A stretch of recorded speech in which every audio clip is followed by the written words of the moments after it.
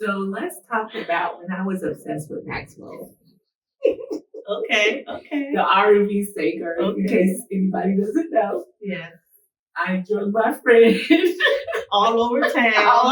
I mean, when I say town, really? All over the state? We ain't talking about that. So I was obsessed with him. I saw him back in, I don't even know, it was when his first album came out. Okay. Which was out? Ooh, that's a long time It was ago. a very long time ago. And right now, I can't even remember the title of it, but I just need your recovery. Yes. I'm happy I can't remember.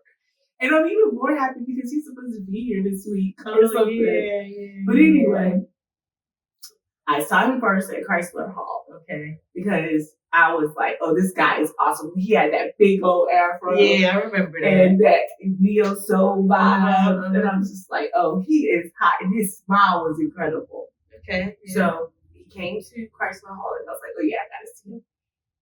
And I went. And that night, I fell in love, so I thought. And I really became obsessed. Yeah. But I wasn't like a stalker, like stage 4 clingers. Right. You weren't like, yeah, they weren't going to have to get a restraining order type of stuff. No, right. But I joined his fan club. Mm-hmm. And any pictures and magazines, I kept the cover or the magazine or article. Right. But the biggest thing is I had this romantic thing about him that was bigger than he actually was. And it was beyond sense. It just really was, because everywhere that I could go that he was performing, I went. Yeah. And what's the furthest you going to see? I know we went to Richmond. Yeah. Was that the farthest? No. Oh, I didn't think so. I think like New Jersey or something like that. I don't know. So, how many times would you think? Oh my gosh, you've seen them? I don't know. And no hate on Maxwell, but no, it was Maxwell still. It was the same song. It wasn't like it was new material, but I was going so many hits. Right? I know. And the thing is, then he went away and came back. Right. And I was like, oh, everything was wonderful to me. And I love you, Matt, still as a person. Not Crazy Town. But it just wasn't what I thought it was going to be. And I romanticized it. Oh my God, this song is amazing. And I'm going crazy. He has timeless hits, and he's going to forever be the swooner for a lot of African American women, period. Right. Because he has something special about him. I love Maxwell, but I love him in a normal way. Right. I was crazy. Yeah. Case in point. Okay. When we went to Richmond. Now wait a minute. Let me Richmond, I have to say, Richmond, Virginia, talking about, it was one of the best concerts I've ever seen. Yes. I mean, something about that night was magical. I mean, just the backdrop. He had like this big screen or like raindrops, and he was singing on the stage. Remember Pretty Wings. Oh, right. And then he had this stage that was like a W that was extended from the regular stage. And he was dropping down and going to this tunnel, and then we would pop up, and he would be right here, and you turn around, he's right next to you, right? And on stage, right? And that went on. It was just a wonderful night. So we were sitting on the front row pretty much. Mm-hmm. So I'll let you tell the part that is important. It shows the level of obsession she had. Right? So at one part of the show, the stage came out. So embarrassed. The stage came out and he popped up right in front of me. And I was like, ooh, this is my chance. And I grabbed his face and I kissed him. And oh my God. She said, look on his face. He was like, he was shocked beyond everything. And he popped up. And he never came to that side of the stage ever again the whole night. But I also, after it happened, I went and just fell out on the ground like I fainted. I was trying to help her get up there. the security guard came over and everybody to make sure she was okay. Oh my God, it was so hilarious. So, and then on our way home, oh my God, it just continued. She was so elated that she picked on a cop and stopped us. Because I was speeding. Because we got home, it was almost close to midnight. It was a weeknight. And we had to go to work. We had 2 hours away, an hour and a half away, and we had to go to work, and she was speeding. And I was speeding trying to get home, and ended up getting pulled over by a cop. Oh my God! And she harassed this cop. We need to get back on subject. It was a continuation of the high she was on from Maxwell, because she was harassing this cop, and I really thought we were going to get arrested. I was there trying in the passenger side trying to figure out who can I call to bail us out in the middle of nowhere. I didn't even know where we were. I had a black convertible, and it was dark, and it was a black top convertible. So how in the world did you know that was me? When you were parked in the woods. He did have a big spotlight. It was like one of the things on the football field where they have poof, and it goes bright. And oh my God. So anyway, I was like, thinking about assuming a position. And she told him she was going to run over his toes. I was like, oh no, she's threatened the police officer. It was funny though. It wasn't like I was just being crazy. She was funny. But then he snatched the ticket. I was like, see, I knew it. I was like, where are we? I'm trying to get some landmarks so I can tell you. Line is like kicking in. Yeah, trying to see who we're going to get to call us to bill us out. And he said, ma'am, just drive safely and let us go. Yep, toward the ticket. I said that was at Maxwell, dream, continuation. She was just not in his high. And it just continued on all the way home. But the thing is, you come into the realization that what? So, a few weeks ago, let me tell you the first. Okay. I don't think I was able to receive this before I got over it. Okay. So you had to let it go first. I had to let it go. Okay. And have a mirror put up to me as to what was going on. Okay. Because this limerence didn't just happen with him. I think it was with former boyfriends or pretty much most of my romantic partners. Okay. I had this larger than life, I'm addicted to love, because that's what they say that it is. It's like a love addiction. Okay, so what's the word again? Limerence. Limerence. Okay, so you looked it up? Yeah. How did you find out about the word? So because I'm on YouTube all the time trying to get self-help. That's my therapy in certain ways. I'll go on YouTube and see what people are talking about. Okay. And this one person brought up limerence, and they were talking about that it's usually steeped in child neglect or trauma, childhood trauma. Okay. And it's a malnourishment of something that you didn't receive from your parents. And it's not to say that your parents were bad, because we're all human. Right. They did all the best. They did the best that they could at the time. My mother, when she was raising me, had gone through separation from my father. She actually found out she was pregnant with me while they were separated. And to make it work, they decided to stay together after I was born. But technically, she had already moved out, and they were going their separate ways when she found out she was pregnant with me. And my dad was significantly older than my mother. He was 40, she was 27. And I believe I love my father. He's not here anymore. So that being said, he can't tell his side of the story. But I think I know this was his first marriage. It was her first marriage too. But I think he just was a bit emotionally unavailable. Right. Like a lot of men, especially that. And he picked someone that was a godly woman, that he felt she was very religious. And she... You think she was emotionally unavailable to a certain degree? I do, because she picked him. Yeah. So, yeah, I really do think. Because this is the thing. I was thinking this, Lawrence.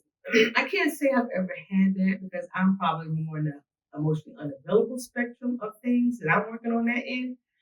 But it kind of reminds me of how I read something years ago about women who date only married men. And I know it sounds like it's not the same thing, but to me, it reminds me of that, because I read what they said was, women often do that because the man is unavailable. Mm-hmm. So somehow they get comfort in the fact he's unavailable, and they can just fantasize about having him without really having him.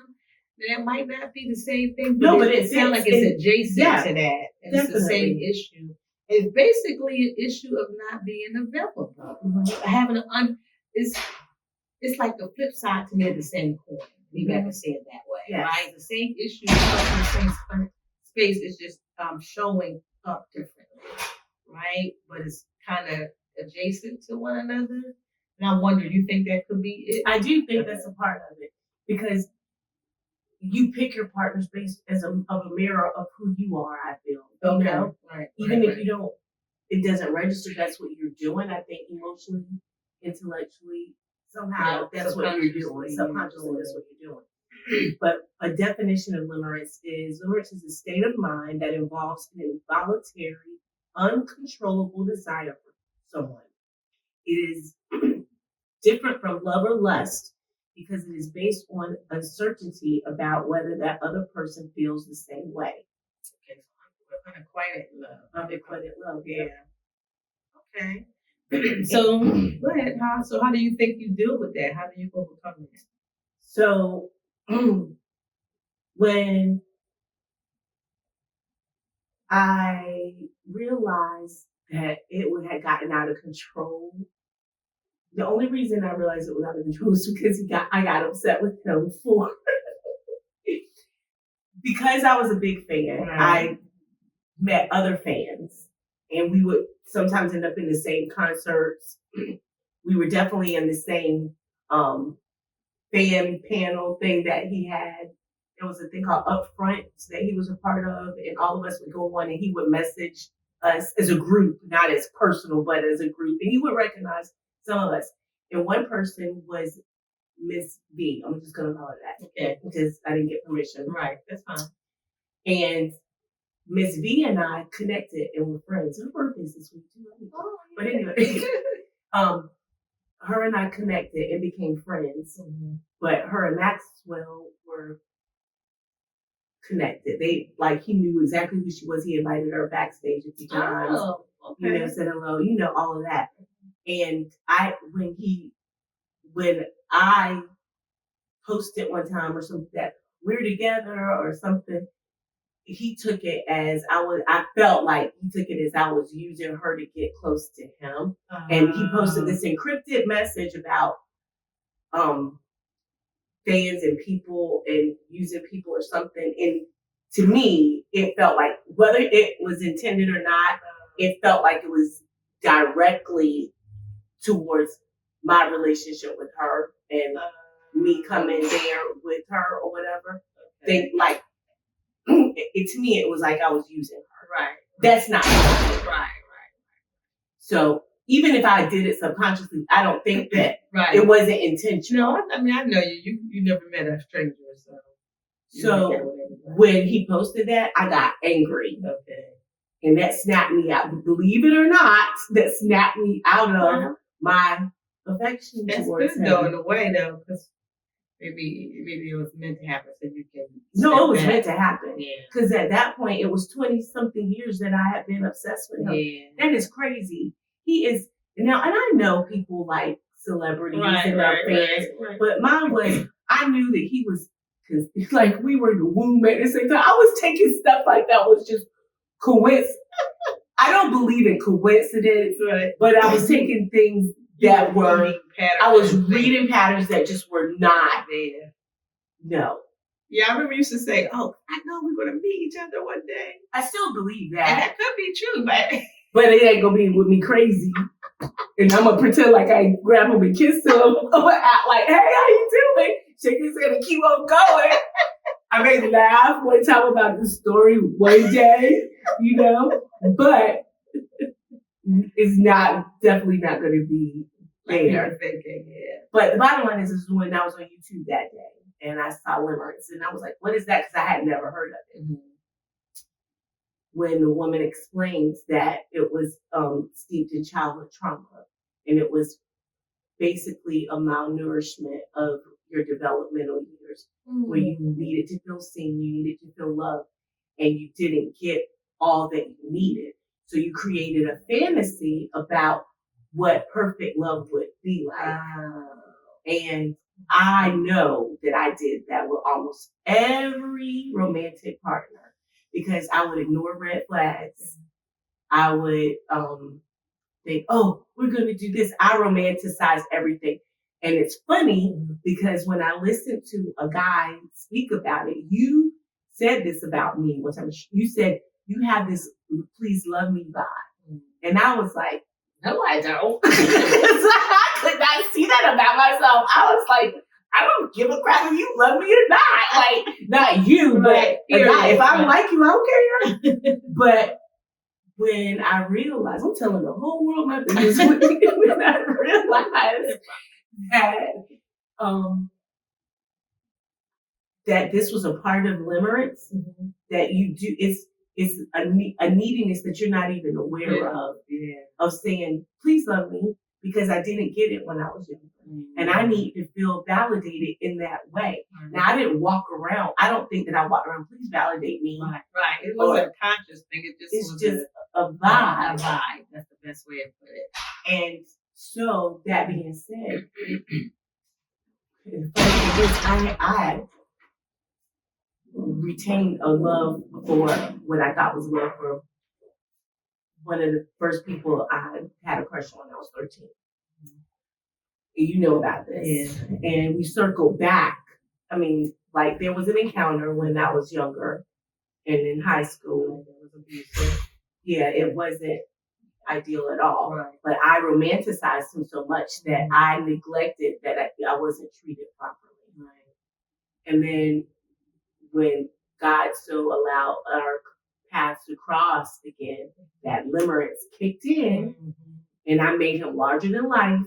And all the patterns or things that were things that happened, I made it, oh, it's a sign we're supposed to be together. It's a sign that, our love was meant to be and all of this. And we did start a romantic relationship, but it did not work because I wasn't whole.